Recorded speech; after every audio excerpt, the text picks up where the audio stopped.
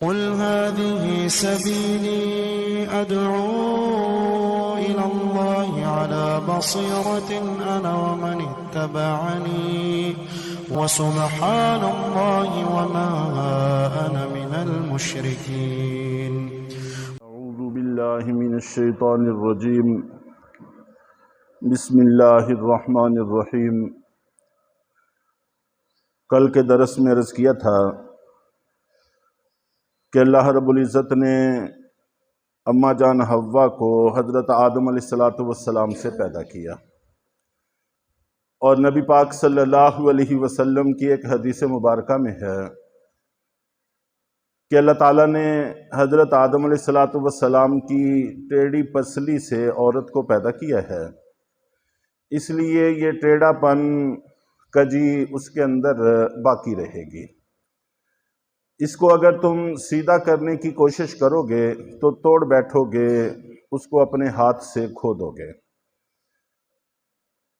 یہاں پر میں نے عرض کیا تھا کہ مقصود نبی پاک صلی اللہ علیہ وسلم کا عورت کی مذمت کو بیان کرنا نہیں ہے، بلکہ مزاجوں کا فرق بتانا مقصود ہے.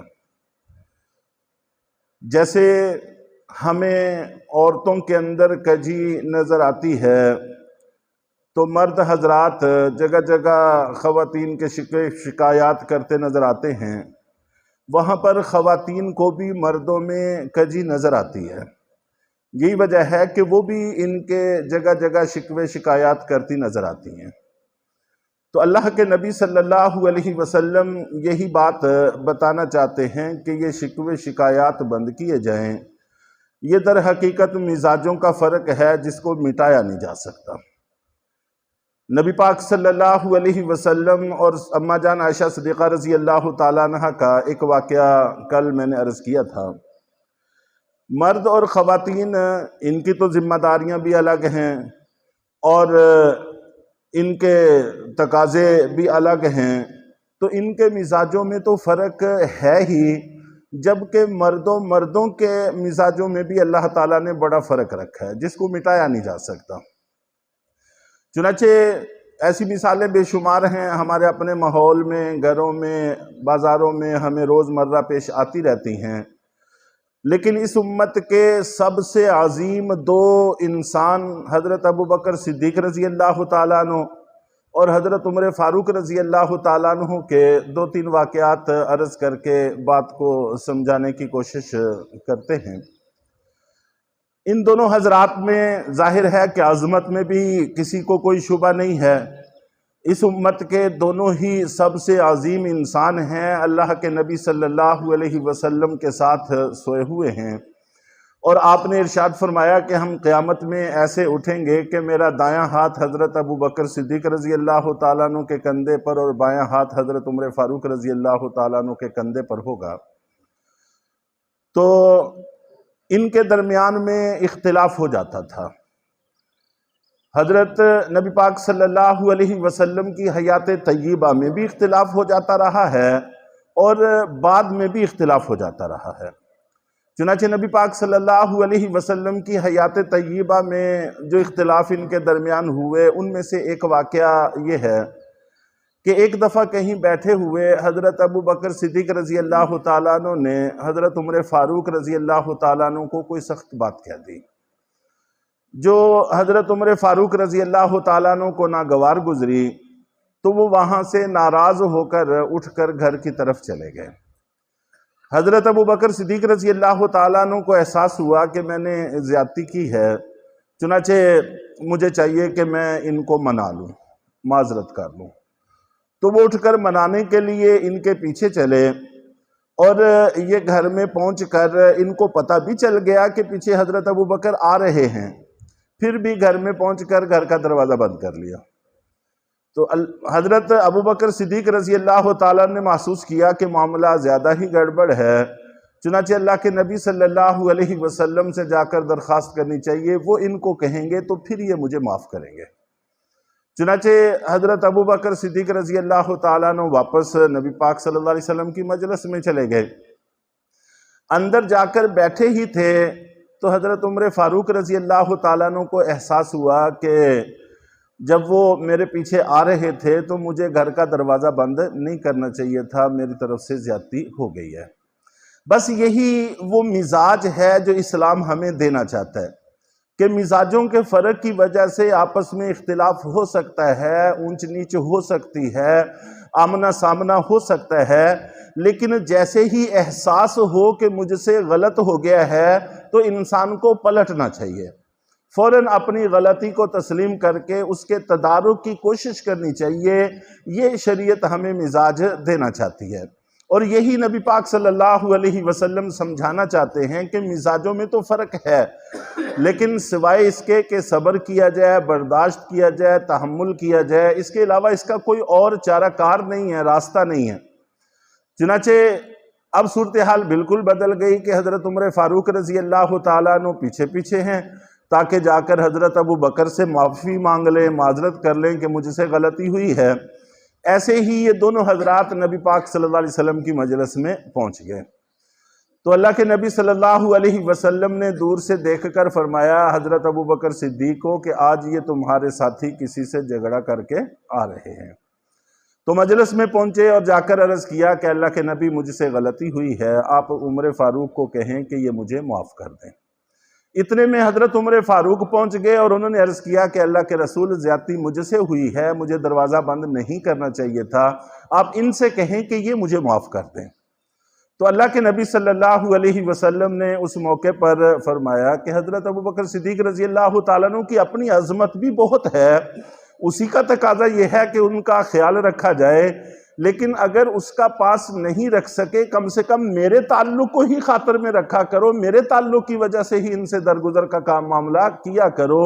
جس وقت تم سب کہتے تھے کذبتا، آپ جھوٹ کہتے ہیں، اس وقت یہ تنہا کہتے تھے صدقتا، کہ آپ سچ کہتے ہیں۔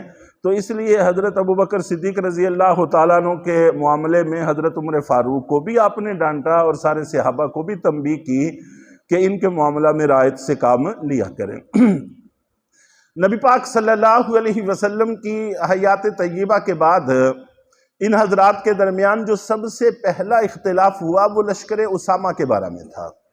اللہ کے نبی صلی اللہ علیہ وسلم نے لشکر اسامہ کو تیار کیا، ان کا جھنڈا باندھا اور ان کو جہاد کے لیے روانہ کر دیا۔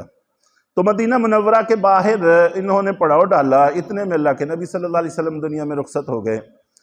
حضرت ابو بکر صدیق رضی اللہ تعالیٰ عنہ کی بعد میں رائے تھی کہ یہ لشکر روانہ ہونا چاہیے، اور حضرت عمر فاروق رضی اللہ تعالیٰ عنہ کہتے تھے کہ ہر طرف سے ارتداد کی فضا قائم ہو گئی ہے اور ساری دشمن طاقتیں ہماری طرف لپکنے کو ہیں، ایسے میں مدینہ منورہ کو خالی کرنا افواج سے یہ مناسب نہیں ہوگا۔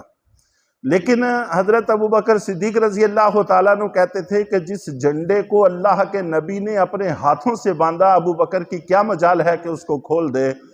تو حضرت عمر فاروق رضی اللہ تعالیٰ عنہ کہتے ہیں کہ حضرت ابو بکر صدیق اپنی رائے پر قائم رہے، یہاں تک کہ اللہ تعالیٰ نے میرا سینہ بھی اس بات سے کھول دیا جس کے بارے میں حضرت ابو بکر صدیق رضی اللہ تعالیٰ عنہ کا سینہ کھولا تھا، مجھے بھی شرح صدر ہو گیا کہ یہ لشکر جانا چاہیے۔ تو وہ اختلاف ختم ہو گیا۔ اسی طرح دوسرا معاملہ جو پیش آیا وہ جمع قرآن کے حوالہ سے تھا۔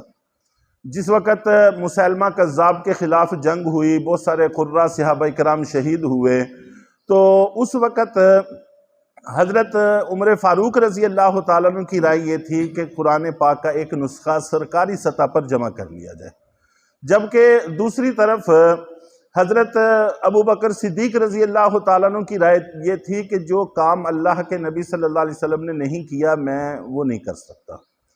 تو یہاں تک کہ حضرت عمر فاروق رضی اللہ تعالیٰ عنہ کہتے رہے اور حضرت ابو بکر صدیق انکار کرتے رہے۔ پھر حضرت ابو بکر صدیق رضی اللہ تعالیٰ عنہ کہتے ہیں کہ اللہ نے میرا سینہ بھی اس بات سے کھول دیا جس کے لیے حضرت عمر فاروق کا سینہ کھولا تھا۔ چنانچہ انہوں نے بھی اس بات کا فیصلہ کر لیا اور سرکاری سطح پر ایک قرآن پاک کا نسخہ جمع کر لیا گیا، تو یوں وہ اختلاف ختم ہو گیا۔ اور ایک اختلاف ایسا بھی تھا جو زندگی بھر میں قائم رہا، وہ کبھی ختم نہیں ہو سکا۔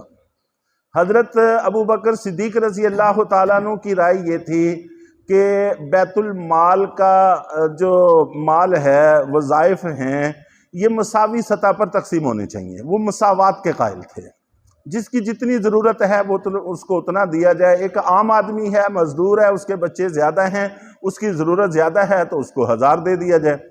اور ایک وقت کا خلیفہ ہے، اس کے بچے تھوڑے ہیں، اس کے خراجات تھوڑے ہیں، اگر اس کا گزارا 500 میں ہوتا ہے تو اس کو 500 ملنا چاہیے، جتنی جس کی ضرورت ہے اس کو اتنا ملنا چاہیے۔ درجہ بندی کی یہ قائل نہیں تھے، اور حضرت عمر فاروق رضی اللہ تعالیٰ عنہ درجہ بندی کے قائل تھے۔ ان کا خیال یہ تھا کہ جو بدر تک کے صحابہ کرام ہیں ان کا مقام اور ہے، ان کو زیادہ ملنا چاہیے، صلح حدیبیہ تک کے دوسرے نمبر پر ہیں، ان کو اس سے کم ملنا چاہیے، اور بعد والوں کو اس سے کم ملنا چاہیے۔ جس کی جتنی خدمات زیادہ ہیں، قربانیاں زیادہ ہیں، ان کو اتنا زیادہ ملنا چاہیے، یہ ان کا خیال تھا۔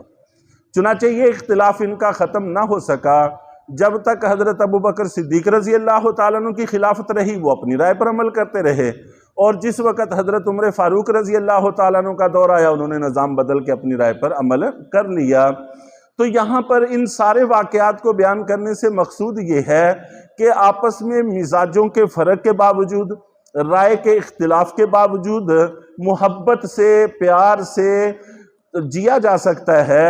ایسی کوئی بات نہیں ہے کہ انسان آپس میں اختلاف اگر کسی بات میں ہو جائے تو پھر پیار محبت سے نہیں جی سکتا، ایسی بات نہیں ہے۔